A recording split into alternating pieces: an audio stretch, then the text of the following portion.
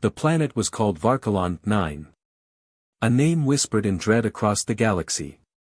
Covered in obsidian jungles, venomous rain, and creatures bred from nightmares, it was the graveyard of entire alien expeditions. No species had ever claimed it. No one survived long enough to even try.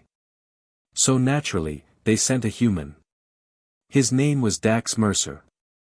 Not a warlord, not a super soldier, just a colonization specialist with too many scars and too few people left to care if he vanished. The Galactic Confederacy had grown tired of losing valuable resources on Varkalon 9. They needed someone expendable but unpredictable. Humans, after all, had a reputation, deathworlders, they called them. Creatures from a toxic, high-gravity planet who fought for sport and thrived in chaos. What better match for Varkalon 9? Dax landed in a drop pod that screeched across the atmosphere and slammed into the jungle with a seismic boom. He emerged coughing, covered in smoke and sweat, staring at a world that seemed to be alive and furious. Within an hour, the first attack came, a creature the size of a shuttle, all claws, fangs, and armor-plated limbs. It charged, shrieking, through the trees. Dax didn't run. He stood his ground, triggered his pulse gauntlet, and let the thing leap at him. Then, at the last second, he sidestepped, slammed a charge into its gut, and rolled beneath its snapping jaws. 3 shots to the skull, down it went. The jungle paused. Watched. And then it retreated. For 3 days, Dax fought, slept in treetops, drank filtered acid rain, and burned nests of parasites that tried to crawl under his skin. He mapped terrain by firelight and carved symbols on trees to track his path. He wasn't trying to conquer. He was trying to understand.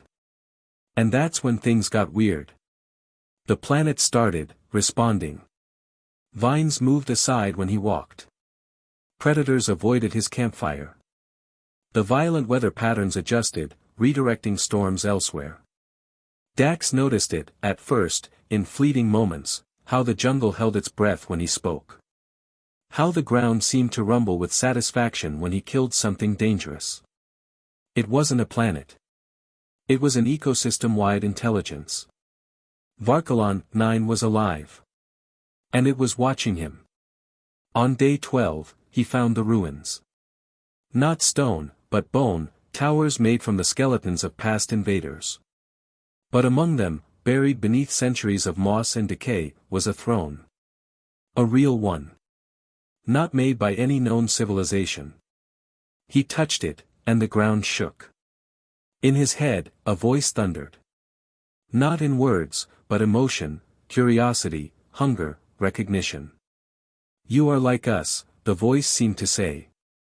Dax collapsed, visions flooding his mind, alien memories of past challengers, all torn apart.